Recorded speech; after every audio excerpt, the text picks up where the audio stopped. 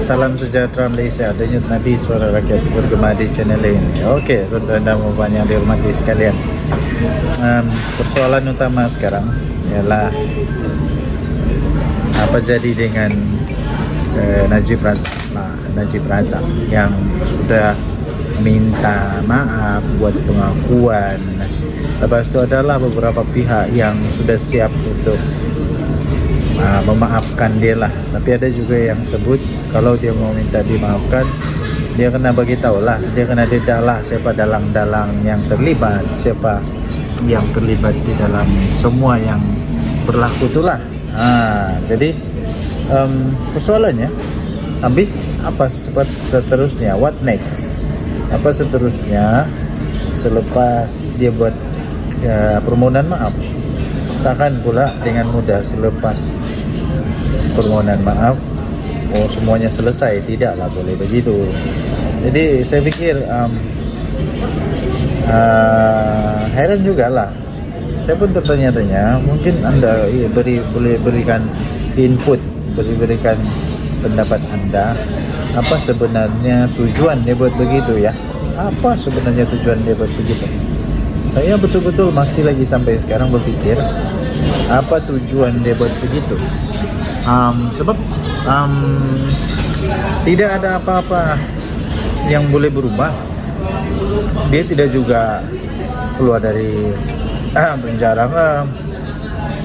Tapi mungkin kerana keputusan sama ada dia perlu membela diri ataupun dia akan dilepaskan, diketahui tidak lama lagi. Adakah ini satu strategi untuk supaya dapat pengampunan ke, supaya dapat belas kasihan daripada rakyat Malaysia kah? Saya pun tidak tahulah. Ya, dan seterusnya yang menjadi tanda tanya jugalah kepada saya. Betulkah itu memang betul-betul dari dalam hati dia? Betulkah itu dari dalam hati dia? Betulkah itu ditulis oleh dia betul-betul? Tapi saya percaya dia yang tulis lah. Cuma itulah persoalan saja. Dan kalau ia pun dia keluar nanti, masihkah dia mempunyai credibility, masihkah dia akan dipercayai, masihkah dia boleh menang kalau dia bertanding? Itulah soalan-soalan dia lah. Saya fikir rakyat Malaysia akan membuat itu sebagai satu cara untuk menilai dia nanti lah. Satu cara untuk menilai dia nanti, apakah dia akan dipercayai lagi ataupun rakyat sudah tidak percaya dia lagi. Jadi itu perkara yang saya masih lagi tertanya-tanya sekarang. Apa sebenarnya tujuan dia mohon maaf itu? Apa sebenarnya tujuan dia mohon maaf? Dan kalaupun orang mohon maaf, apa yang berlaku? Tidak apa-apa yang berlaku sudah pun. Paling-paling orang simpati dengan dia, itu saja. Dan seterusnya nanti kita akan ulas pula bagaimana pula dengan Rosmah Mansur. Rosmah Mansur, apa pula dia punya merit? Apa pula dia punya merit? Tidak ada apa merit Rosmah Mansur, macam dia ada pun. Okey, dan nanti soal rakyat bergema di channel ini. Bye-bye. Selepas habis pilihan raya dan ada gesaan untuk bentuk kerajaan perpaduan dan buat kestabilan, alhamdulillah kestabilan itulah yang dapat menjamin keyakinan pelabur pada hari ini. Yang di sana ingin jadi pembangkang, okeylah, tak ada masalah. Tetapi kalau berterusan setiap kali pilihan raya kata nak tukar kerajaan, ia tidak akan membawa kebaikan dan juga sentimen yang baik kepada market. Saya nak nyatakan, saya tak bersokong ada rampasan kerajaan yang dibuat melalui pintu belakang ataupun daripada atap ataupun daripada mana-mana. Tapi yang pentingnya ialah kita hormat pada demokrasi yang telah diputuskan dalam pilihan raya sebelum ini. Perdana Menteri dalam beberapa penegasan beliau semasa dalam pembentangan belanjawan dan sebelum-sebelum ini pun mengingatkan bahawa subsidi dan juga bagaimana pencukaian dilaksanakan adalah usaha-usaha untuk memastikan yang kaya ataupun yang berada memberikan fungsi dan tugasan mereka untuk membantu kepada pembinaan nation building ataupun pembinaan negara bangsa dan juga masyarakat yang bersatu padu. Jadi tidak lagi yang kaya bertambah kaya, yang miskin terus tertinggal ataupun menjadi papa kedana. Ini prinsip asas yang saya percaya wajar disokong oleh seluruh ahli dewan. Kerana akhirnya bagaimana sekalipun cukai ia dilaksanakan, yang kaya harus memberikan dan juga yang miskin akan menerima ataupun mendapat bantuan yang dipanggil sebagai subsidi, dan sangat tidak adil untuk kita berikan subsidi kepada mereka yang sudah berada dan kaya. Saya laksanakan sedikit sebanyak pengalaman di negeri Selangor sebagai contoh. Pada tahun 2019, apabila saya telah mensasarkan semula pemberian subsidi untuk air percuma di dalam negeri Selangor, memang terdapat pelbagai kata-kata dan juga sindikel yang ada di luar sana yang menganggap bahawa ia akan memberi kesan kepada sokongan politik mahupun memberi kesan kepada kehidupan rakyat secara meluasnya. Teringat saya bagaimana kerajaan apabila kerajaan cuba mensasarkan subsidi diesel, dan mungkin selepas ini RON 95. Walaupun secara politically pada ketika ini, di saat suara pembangkang yang kuat, di saat seruan mereka yang begitu keras, ia mungkin tidak betul, tetapi ataupun tidak mencapai kejayaan segera, tapi akhirnya kita akan dapat melihat ketegasan kerajaan ataupun fungsi kerajaan untuk melaksanakan perkara yang betul. Saya ambil contoh, apabila saya buka pendaftaran untuk air percuma di negeri Selangor, kita sasarkan untuk 600,000 daripada keseluruhan 2.4 juta akaun termasuk Kuala Lumpur wilayah dan persekutuan bagi menerima skim air Darul Ehsan, iaitu meneruskan air percuma di dalam negeri Selangor. Setakat ini hanya 340,000, walaupun saya dah naikkan lantai dan shillingnya kepada penerima-penerima di kalangan RM5,000 dan ke bawah. Saya percaya namun kerajaan perlu menerangkannya dengan tuntas dan jitu lebih awal ketika dilaksanakan, termasuk mengambil langkah-langkah susulan supaya kesannya itu tidak terlalu terus kepada rakyat. Dan hari ini kerajaan telah melaksanakan beberapa langkah-langkah terbaru. Tadi Kota Melaka berkongsi bagaimana kita telah berbelanja 13 bilion secara keseluruhan, meningkatkan sumbangan tunai ramah sehingga 4,000 lebih, dan juga beberapa program-program yang terus kepada rakyat seperti program Sejati Madani. Saya tertarik apabila Kota Melaka membangkitkan, ada juga seruan politik kaum yang membangkitkan orang Cina tak cukup. Tapi apabila diumumkan bantuan untuk sekolah atau bantuan untuk kampung baru Cina, di sana ramai penyokong-penyokong daripada perikatan membangkitkan orang Melayu tak dapat apa-apa. Sedangkan hakikatnya dalam Sejati Madani secara keseluruhannya ada 1 bilion. Kampung-kampung Melayu ada 600 juta ringgit Malaysia, 200 juta ringgit Malaysia untuk kampung-kampung, manakala 100 juta untuk universiti yang sebahagiannya orang Melayu dan sebahagiannya orang Islam. Dan perkara ini perlu dibetulkan kerana akhirnya siapapun yang mentadbir dan memerintah, pembentukan masyarakat yang bersatu padu itu akan tetap menjadi cita-cita kerajaan, dan pembangkang tidak boleh menggunakan elemen ini semata-mata untuk mendapat kepentingan sementara ataupun mendapat keuntungan sementara, kerana akhirnya Malaysia tidak akan dapat bertahan dengan upaya itu. Silakan. Sikit Yang Berhormat, kalaulah satu masa nanti Yang Berhormat akan jadi Perdana Menteri, adakah peruntukan kepada ahli-ahli pembangkang dibagi tak? Saya mulakan perkara tersebut di Selangor pada tahun 2018. Kita berikan peruntukan itu dan kita teruskan. Tetapi kena ada persefahaman lah. Persefahaman itu bukan bererti kita harus bertingkah setiap masa dan waktu. Saya rasa pihak kerajaan telah memulakan rundingan. Tetapi apabila rundingan itu dibalas dengan kenyataan media dan tidak diikuti dengan perbincangan seterusnya, saya percaya perkara itu perlu ada kedua-dua pihak untuk bersetuju dalam beberapa asas sebelum kita bersetuju untuk menyampaikan peruntukan yang sama dan seimbang dengan semua. Ahli yang berhormat yang saya kasih sekalian, saya tertarik juga dengan satu peruntukan sekitar 10 juta untuk agensi keselamatan cyber negara ataupun NASCA, yang mana ia akan menambah penjawatan di kalangan warga ataupun NASCA sebanyak 100 orang lagi. Ini adalah satu peruntukan yang saya kira very significant ataupun sangat signifikan kepada masa depan negara, khususnya kita diambang ataupun kita sudah masuk sebelah kaki ataupun sebahagian daripada hidup kita di bawah dunia kecerdikan buatan, bukan pun kecerdikan tiruan setengah orang sebut. Yang Berhormat sebut bahawa kecerdikan buatan ataupun artificial intelligence ini harus kita siapkan beberapa langkah. Saya setuju pihak MOSTI telah menyediakan satu garis panduan etika, dan kita juga kena bersiap sedia kerana kalau kita lihat beberapa karya yang telah membangkitkan dalam istilahnya surveillance capitalism, saudara adalah Shoshana Zuboff yang membangkitkan tentang beberapa istilah yang telah kita lalui dan kita telah kesan. Kesan-kesan itu ialah behavior surplus dan behavior modification.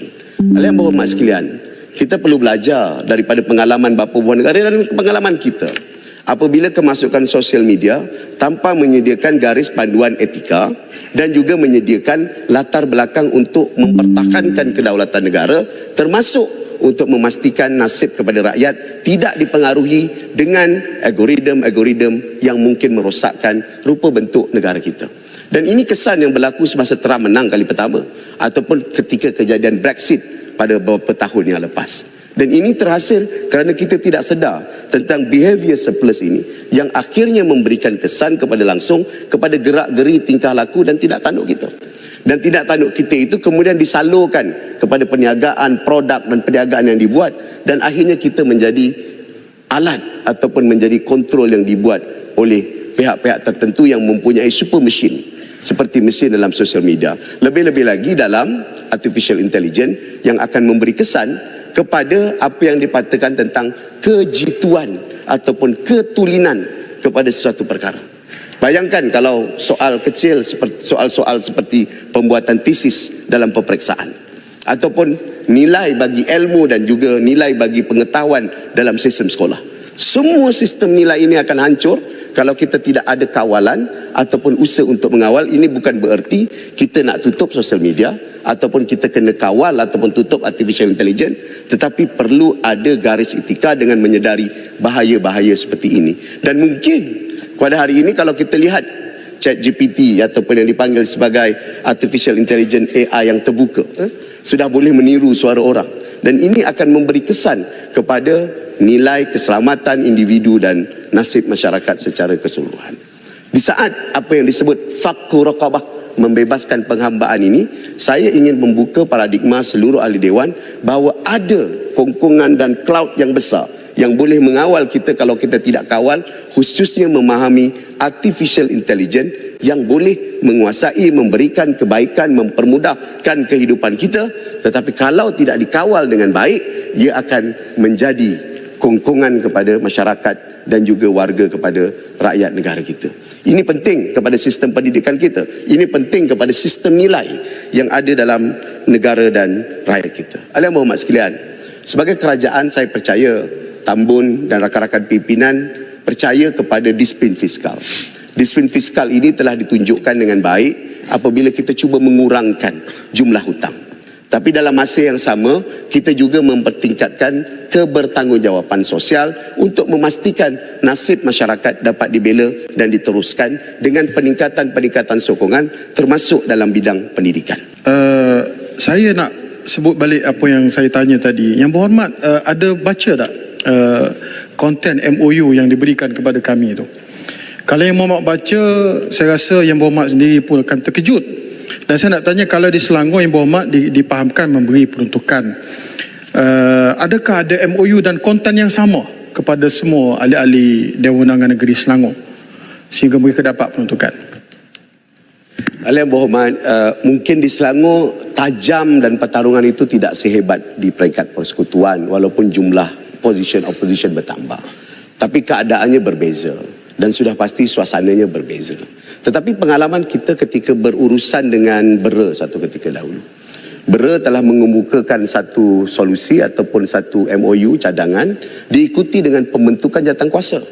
Berbulan-bulan jawatankuasa itu bermesyuarat detail, pergi ke baris dan tiap perkataan supaya kedua-dua pihak setuju.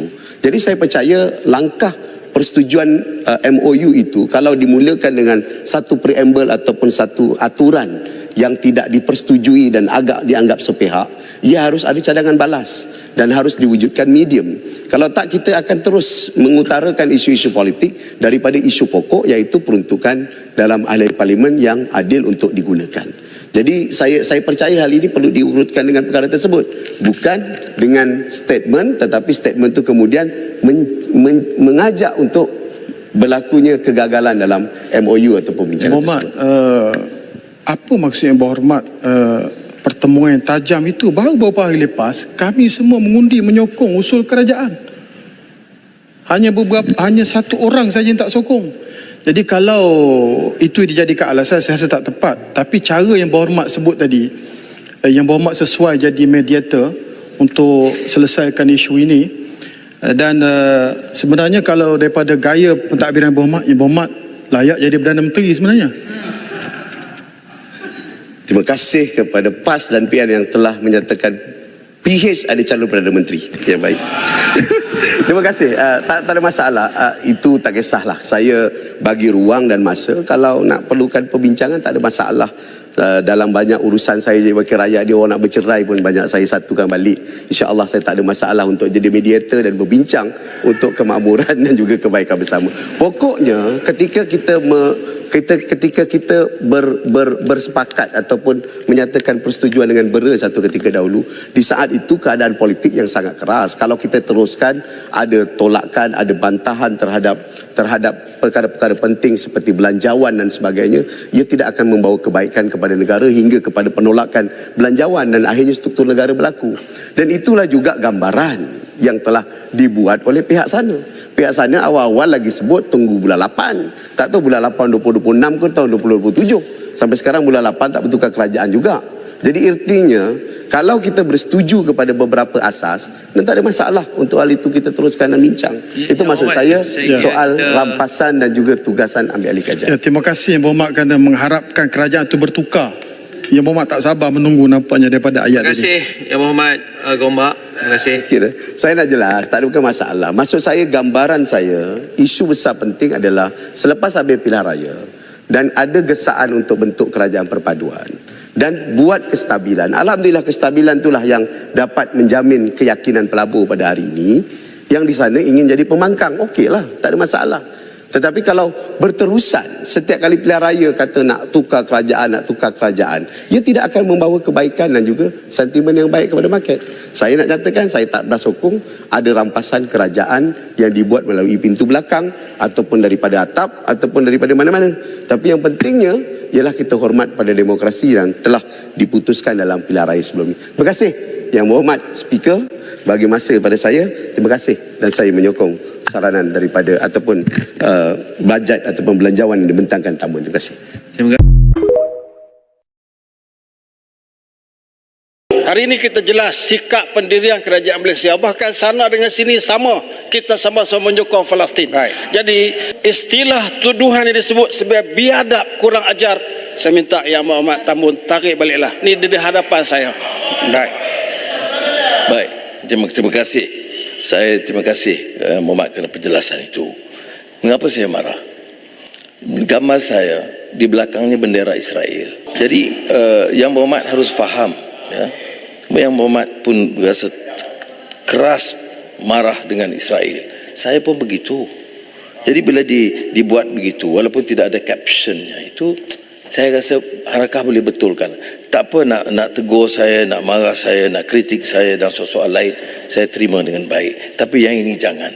Jadi kalau penjelasan yang dibuat begitu, saya ucap terima kasih. Kita move on sajalah. Terima kasih.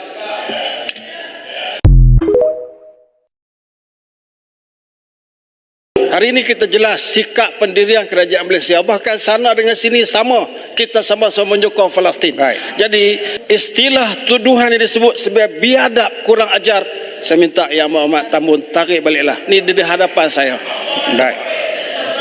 Baik, terima kasih. Saya terima kasih Mohd kerana penjelasan itu. Mengapa saya marah? Gambar saya di belakangnya bendera Israel. Jadi Yang Berhormat harus faham, ya. Yang Berhormat pun berasa keras marah dengan Israel. Saya pun begitu. Jadi bila dibuat begitu, walaupun tidak ada captionnya, itu saya rasa harakah boleh betulkan. Tak apa nak tegur saya, nak marah saya, nak kritik saya dan soal lain, saya terima dengan baik. Tapi yang ini jangan. Jadi kalau penjelasan yang dibuat begitu, saya ucap terima kasih. Kita move on sajalah. Terima kasih.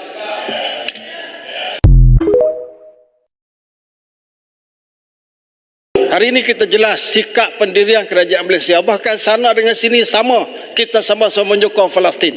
Jadi istilah tuduhan yang disebut sebagai biadab, kurang ajar, saya minta Yang Berhormat Tambun tarik baliklah. Ini di hadapan saya. Baik, terima kasih. Saya terima kasih Muhammad kerana penjelasan itu. Mengapa saya marah? Gambar saya di belakangnya bendera Israel. Jadi Yang Berhormat harus faham, ya. Yang Berhormat pun berasa keras marah dengan Israel. Saya pun begitu. Jadi bila dibuat begitu, walaupun tidak ada captionnya, itu saya rasa Harakah boleh betulkan. Tak apa nak tegur saya, nak marah saya, nak kritik saya dan soal-soal lain, saya terima dengan baik. Tapi yang ini jangan. Jadi kalau penjelasan yang dibuat begitu, saya ucap terima kasih. Kita move on sajalah. Terima kasih.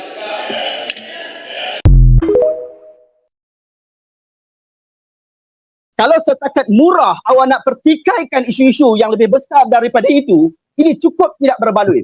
Kerana murah, awak diberi makan dengan makanan yang murah, diberikan dengan bayaran yang murah, awak biarkan budak-budak itu meliwat dan diajar untuk diliwat. Pada saya, satu yang fitnah saya nampak yang pada JSB, satu dia kata orang-orang JSB tak semayang Jumaat. Saya duduk dekat sebelah dia orang ni. Saya nampak dia orang pergi orang kata duduk rawang. Siapa tak cakap? Ada banyak konten-konten TikTok kata orang JSB tak semayang Jumaat. Ada banyak ada pertanyaan tu dihebah-hebahkan. TikTok. Saya bukan JSB. Saya orang duduk dekat dengan JSB. Kedai JSB saya selalu pergi, klinik JSB saya pergi, dan harga dia orang termurah daripada compare dengan harga orang-orang lain. Memang dia orang punya murah. Kalau kita pergi klinik 60, 70, 80. Kalau kita pergi dekat klinik JSB 30, babe. 30, 40. Macam tu je rate dia. Sangat-sangat murah. Dan dia punya makanan pun nak compare hari Jumaat. Bayar seikhlas hati. Bagi RM1 pun dia nak terima tau. Okey, hari Jumaat. Tuan solat guide. Okey, dengar dulu. Bagi saya cakap. Bagi dia cakap. Bagilah saya ruang. Ini saya punya flow, bagilah saya ruang. Betul tak? Bagi tu saya kesal sangat. Berapa banyak orang kafe-kafe tu ingat JSB punya duit daripada organisasi ke? Bukan. Dia adalah franchise. Maknanya daripada JSB dia lahirkan usahawan. Franchise? Kalau nak kira Encik Ustaz ke apa saya tak tahu. Awak berapa banyak awak lahirkan usahawan orang Islam? Solat guide, dia franchise. Bukan dia franchise, maksud dia sumbangan dia boleh hasilkan satu kafe yang menghasilkan dia dapat duit. Kafe tu bukan JSB, dia dapat duit sendiri. Daripada mana? Daripada JSB lah. JSB dapat untung daripada mana? Tapi dia pun untung ke? JSB SSM ada bisnes dia 137,000 tahun 2021. Dia ambil duit daripada mana? Zakat negeri-negeri telah membuktikan bahawa mereka tidak membayar sepusim pun duit zakat. Saya nak bagi tahu di ASB itu usahawan tu berapa banyak dilahirkan daripada usahawan orang Islam. Saya tanya apa manfaat kepada umat Islam apabila zakat tidak dibayar? Tak, apa manfaat dia? Kita pergi dekat JSB, harga dia kompetitif, sangat murah. Kalau nak compare dengan yang lain tu. Cuba pergi klinik JSB. Cuba pergi klinik yang untuk bersalin. Bersalin dia tak ada orang-orang punya orang lelaki sambut anak. Dia orang perempuan. Doktor perempuan. Saya sebelum ni dekat Columbia Asia, anak saya beranak baru ni, tak ada apa lelaki, semua perempuan juga. Columbia Asia, Cina punya. Bila Yelah, tapi harga dia berapa? Harga dia sangat-sangat berpatutan. Anak saya duduk sampai 7 hari, mewah duduk dalam tu. Sangat berpatutan. Berapa Columbia tu berapa harga dia? Berapa harga Columbia? Columbia tu total dia berapa? RM3,000. RM3,000. Mana ada RM3,000 kat Columbia? Nak risik ke? Itulah tak reti. Saya 6 orang anak kat situ. RM6,000 untuk seorang lahir anak. Yelah, RM3,000 untuk isteri saya. Kemudian anak saya, lepas tu dia tengok, dia picek anak saya, makan isteri saya bagus, anak saya diberikan khidmat yang bagus. Berbaloi lah. Tak berapa, total berapa? 6,000 tu. Berapa ribu tadi? 6,000? Tak. Sekarang ni saya nak 3,000 tanya, berapa? awak pergi dekat tempat yang mewah, awak nak bayar berapa ringgit? Awak nak bayar berapa ringgit? Awak dapat Tak. yang sedap? Tak, masalahnya dekat sini pun murah juga. Ataupun tak. JSB pun murah juga. Itu saya kata. Private Kalau lagi, setakat tapi murah, saya nak bagi tahu sahabat, kalau setakat murah awak nak pertikaikan isu-isu yang lebih besar daripada itu, ini cukup tidak berbaloi. Kerana murah, awak diberi makan dengan makanan yang murah, diberikan dengan bayaran yang murah, awak biarkan budak-budak itu meliwat dan diajar untuk diliwat. Awak biarkan Liwat tu buruhan berlaku. 400 orang tu Akta semua liwat. 400 orang tu betul ke semua liwat? Benda Awak ni fitnah polis kalau tak jatuh bodoh. fitnah macam mana? Kalau Polis tak jatuh fitnah bodoh. macam mana? Awak mungkin bodoh, tapi polis tak bodoh. Polis tak akan buat 400 siasat orang macam tu, tu 400 saja. orang tu fitnah. Polis telah 400 orang maklumkan tu, kepada 400 kita. orang. Dengar Kenapa ni. ada agenda lah. Polis pun ada Dengar ni. agenda. Polis pun daripada dragon ni orang. Dragon suap jaga polis. Ini sebab dah jatuh ke umat Islam punya Awak ni. berikan nama Orang kalau kena- berani. Awak kata polis kena suap. Ya Allah.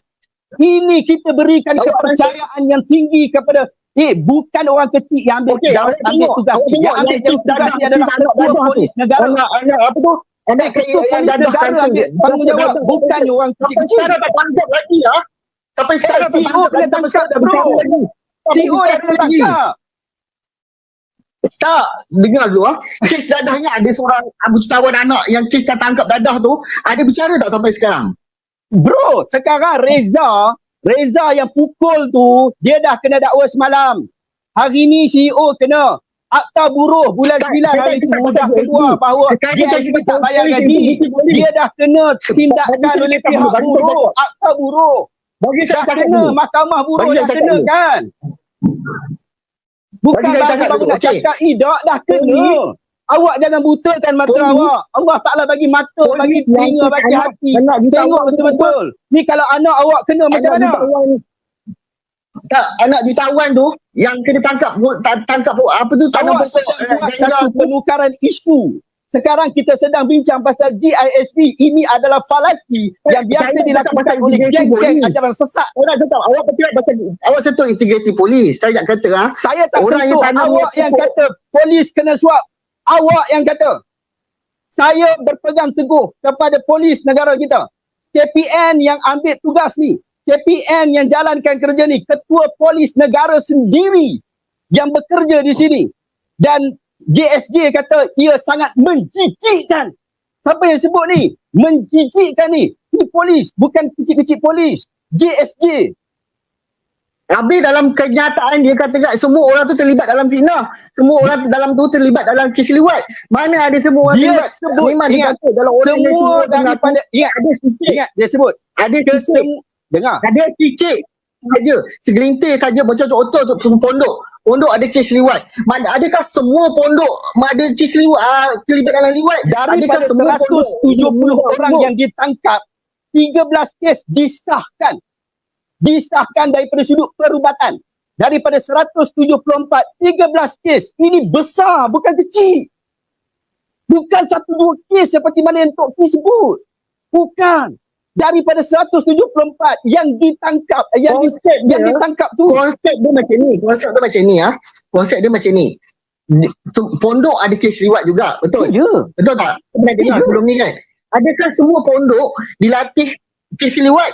Adakah semua orang ke pondok Tetapi dilatih kes mereka liwat? didakwa bahu melatih. Polis yang dakwa, bukan kita yang kata. Polis tak bodoh. Awak jangan bodohkan polis. Polis keluarkan kenyataan. Ada agenda yang dilatihkan JSB. Agenda apa? Awak ni, awak orang Islam kan? Awak salat kan? Dengar ni. Dalam kaedah kita disebut nahkum bil zawahir wallahu yatawalla sarair. Kita berhukum pada perkara yang kita jelas di depan mata kita, tetapi daripada sudut perkara-perkara rahsia kita letakkan di Macam hadapan mana pula? pada Allah. Ini Betul. adalah prinsip. Sabar dulu, bagi saya bercakap dulu. Saya nak Macam cakap, awak awak betul, nak cakap. awak Biarlah saya cakap. Islam. Lagi saya bagi awak cakap pula. Okey, Dengar awak ni. cakap dulu. Dengar ni. Nahkumu bil zawahir wallahu tawalla sarair.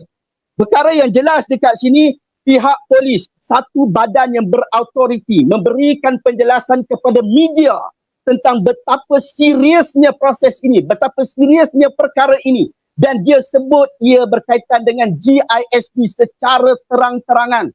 Sehingga hari ini 19 orang daripada kalangan syarikat GISB dan salah seorangnya adalah CEO GISB sendiri, mereka ditahan. Mereka ditahan dan telah direman. Isu ini bukan isu kecil. Ini bukan bodoh. Polis tak bodoh. Polis tak bodoh. Mereka tak akan buat tindakan sewenang-wenangnya. Silakan. Okey. Macam ni okey, kita konsep dia macam ni okey, kalau kata-kata pondok ada banyak. Betul. Dalam pondok pun ada kes lewat. Okey. So adakah dalam pondok tu kalau kita katakan kita ada 1000 pondok.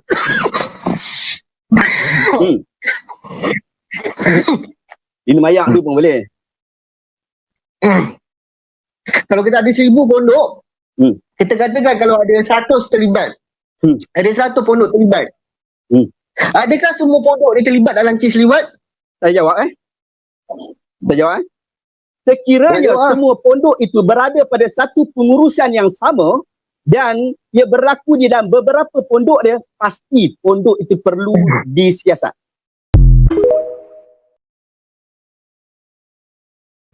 Pada saya Mak Menteri dia tak layak jadi Mak Menteri Wilayah Persekutuan. Dia bukan orang di sini. Kita ni peniaga di sini. Kita ni orang di sini, orang Kuala Lumpur. Mak Menteri ni orang Johor. Tahu ke dia nak tabir wilayah ni? Jadi dia kena berhati-hati bermain di Kuala Lumpur lah. Bukan saya nak mengugut dia, tidak. Tetapi dia kena faham. Dia kena tahu masyarakat yang ada di Kuala Lumpur ni. Kita datang bukan... Bukan main samseng lagi kau ni, Datuk Seri Rosli Sulaiman, Presiden Persatuan Peniaga. Konon-konon nak apa ni? Nak ugut menteri ke apa ni? Nak tunjuk kau samseng. Bila YB Menteri reform sistem pengurusan bazar, lepas ni di BKL yang akan urus dengan peniaga, terus kau keluar daripada sarang. Gaya bercakap aku tengok berlagak macam KL ni bapak dia yang punya, bapak engkau yang punya ke apa KL ni? Kuala Lumpur ni semua kena tunduk dekat engkau. Di BKL kena dengar cakap engkau, menteri kena dengar cakap engkau, macam tu. Ambuh engkau, bukan main sombong lagi cara kau bercakap siap cakap lagi tu. Dia kata apa? Dr. Zaliha ni orang Johor. Apa dia tahu pasal Kuala Lumpur? Kena berhati-hati duduk Kuala Lumpur ni. Urus dekat Kuala Lumpur ni Dr. Zaliha. Bukan main samseng lagi kau Ayahanda mana ni? Datuk Seri ni peniaga Presiden Persatuan Peniaga, mana datang kau ni? Ni aku nak bagi tahu dengan kau. Menteri Wilayah sebelum Dr. Zaliha ni pun bukan daripada Kuala Lumpur, Syahidan Kasim, Anwar Musa, bukan orang KL. Tapi hanya kerana Dr. Zaliha seorang sahaja yang berani gegar korang ni, yang berani gegar reform sistem yang dah lama rosak ni, tiba-tiba orang pakak nak keluar marah dekat Wabi Menteri. Petikai, Wabi Menteri bukan orang KL, Wabi Menteri tak faham apa yang berlaku dekat KL. Ambuh hingga sedap selama ni duduk kan, makan duit atas angin. Tiba-tiba menteri datang, menteri kacau korang, baru nak merentan. Semua orang tahu, dekat Malaysia ni semua orang tahu, main tender tapak bazar ni boleh buat duit, lubuk buat duit bertahun-tahun. Bertahun-tahun puak-puak kau ni, geng-geng korang ni jadi kartel, makan duit atas angin. Ni hasil main tender tapak bazar ni. Bukan kita tak tahu. Agihan tapak meniaga dekat bazar ni, dia sistem dia siapa yang bayar lebih, bayar mahal lah dia dapat lot meniaga dekat bazar. Bukan kita tak tahu, benda ni berlaku dah lama dah. Tak ada orang berani ambil tindakan saja. Datang Kerajaan Madani barulah terbongkar habis. Kerja-kerja korang ni. Datang Dr. Zaliha, Iron Lady. Dia Anwar Ibrahim hantar Iron Lady seorang, bergegar korang hari ni. Habis kacau bilau ke tengok korang ni. Last sekali Pakcik Taiko ni, gangster ni kan, Samseng ni, Presiden Persatuan Peniaga ni, dia minta YB Menteri selesaikan dulu isu warga asing meniaga dekat Pasar Pudu, Pasar Keramat, Cokit apa semua kan. Pertama sekali aku nak tanya balik ni, Presiden Persatuan Peniaga ni, selama hari ni aku nak tanya, siapa yang duk jual tapak niaga dekat warga asing ni? Kau ingat senang-senang orang warga asing ni nak niaga dekat pasar kita ni kalau tak ada persatuan yang backup dari belakang? Bukan kita tak tahu benda ni. Dah lama dah berlaku. Cuma tak ada menteri, tak ada orang yang berani gegar korang ni. Ni Dr. Zaliha yang berani buat ini. Okay, Pakcik dia ingat apa bila dia ugut menteri macam ni? Dia ugut Dr. Zaliha macam ni, Dr. Zaliha akan tunduk dekat dia. Dr. Zaliha akan tarik balik, bagi semula Persatuan Peniaga, orang tengah yang handle tapak bazar lepas daripada ni. Tak payah bagi di BKL, tak payah berangan lah. Daripada hari pertama Dr. Zaliha dapat ditukarkan pegang portfolio Kementerian wilayah ni, banyak mana dah kata-kata yang bersarang selama ni dekat Kuala Lumpur ni kecut perut. terbongkar habis dah ni. Sebab Dr. Zaliha ni dia reform habis daripada atas sampai bawah. Sebab itu ramai yang tak puas hati dengan kerajaan Ahmad Dhani hari ni. Sebab apa? Sebab reform itu sedang berlaku. Pekerja-kerja macam apa, kau tengoklah tadi berapa ramai yang terkesan bertahun-tahun isu pengurusan tapak bazar ini. Peniaga suarakan daripada dulu sampai sekarang. Cuma sekarang ini baru ada tindakan. Sebelum ni tak ada orang kacau pun persatuan peniaga ni. Hari ni Dr. Zaliha Iron Lady gegar korang semua. Barulah korang semua nak keluar daripada gua kan. Pada saya Mak Menteri dia tak layak jadi Mak Menteri Wilayah Persatuan. Dia bukan orang di sini. Kita ni peniaga di sini. Kita ni orang di sini. Orang Kuala Lumpur. Mak Menteri ni orang Johor. Tahu ke dia nak tabir wilayah ni? Jadi dia kena berhati-hati bermain di Kuala Lumpur lah. Bukan saya nak mengugut dia, tidak. Tetapi dia kena faham. Dia kena tahu masyarakat yang ada di Kuala Lumpur ni. Kita datang bukan... Bukan main samseng lagi kau ni, Datuk Seri Rosli Sulaiman, Presiden Persatuan Peniaga. Konon-konon nak apa ni? Nak ugut menteri ke apa ni? Nak tunjuk kau samseng. Bila menteri, YB Menteri reform sistem pengurusan bazar, lepas ni di BKL yang kau urus dengan peniaga, terus kau keluar daripada sarang. Gaya bercakap aku tengok berlagak macam KL ni bapak dia yang punya, bapak engkau yang punya ke apa KL ni? Kuala Lumpur ni semua kena tunduk dekat engkau. Di BKL kena dengar cakap engkau, menteri kena dengar cakap engkau, macam tu. Amboi engkau, bukan main sombong lagi cara kau bercakap siap cakap lagi tu. Dia kata apa? Dr. Zaliha ni orang Johor. Apa dia tahu pasal Kuala Lumpur? Kena berhati-hati duduk Kuala Lumpur ni. Urus dekat Kuala Lumpur ni Dr. Zaliha.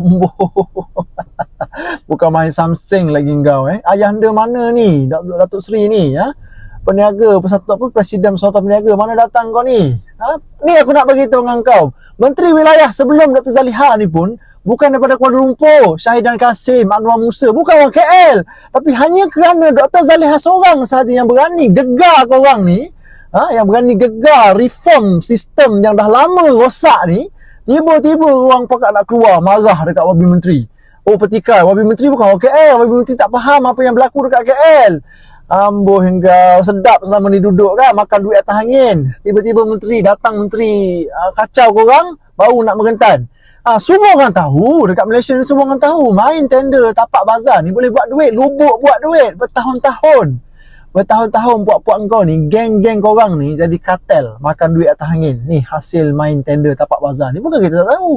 Agihan tapak meniaga dekat bazar ni, dia sistem dia siapa yang bayar lebih, bayar mahal lah dia dapat lot meniaga dekat bazar. Bukan kita tak tahu, benda ni berlaku dah lama dah. Tak ada orang berani ambil tindakan saja. Datang kerajaan Ahmad Dhani barulah terbongkar habis. Kerja-kerja korang ni. Datang Dr. Zaliha Iron Lady. Dia Anwar Ibrahim hantar Iron Lady seorang. Bergegar korang hari ni. Habis kacau bilau ke tengok korang ni. Last sekali Pakcik Taiko ni, gangster ni kan, samseng ni, Presiden Persatuan Peniaga ni, dia minta YB Menteri selesaikan dulu isu warga asing meniaga dekat Pasar Pudu, Pasar Keramat, Cokit apa semua kan. Pertama sekali aku nak tanya balik ni, Presiden Persatuan Peniaga ni, selama hari ni aku nak tanya, siapa yang duk jual tapak niaga dekat warga asing ni? Kau ingat senang-senang orang warga asing ni nak niaga dekat pasar kita ni kalau tak ada persatuan yang backup daripada belakang? Bukan kita tak tahu benda ni. Dah lama dah berlaku. Cuma tak ada menteri, tak ada orang yang berani gegar korang ni. Ni Dr. Zaliha yang berani buat ini. Okay, Pakcik dia ingat apa? Bila dia ugut menteri macam ni, dia ugut Dr. Zaliha macam ni, Dr. Zaliha akan tunduk dekat dia. Dr. Zaliha akan tarik balik, bagi semula persatuan peniaga, orang tengah yang handle tapak bazar lepas daripada ni, tak payah bagi di BKL, tak payah berangan lah. Daripada hari pertama Dr. Zaliha dapat ditukarkan pegang portfolio Kementerian wilayah ni, banyak mana dah kata-kata yang bersarang selama ni dekat Kuala Lumpur ni kecut perut. Terbongkar habis dah ni. Sebab Dr. Zaliha ni dia reform habis daripada atas sampai bawah. Sebab itu ramai yang tak puas hati dengan kerajaan Ahmad Dhani hari ni. Sebab apa? Sebab reform itu sedang berlaku. Pekerja-kerja macam apa, kau tengoklah tadi berapa ramai yang terkesan bertahun-tahun isu pengurusan tapak bazar ini. Peniaga suarakan daripada dulu sampai sekarang. Cuma sekarang ini baru ada tindakan. Sebelum ni tak ada orang kacau pun persatuan peniaga ni. Hari ni Dr. Zaliha Iron Lady gegar korang semua. Barulah korang semua nak keluar daripada gua kan.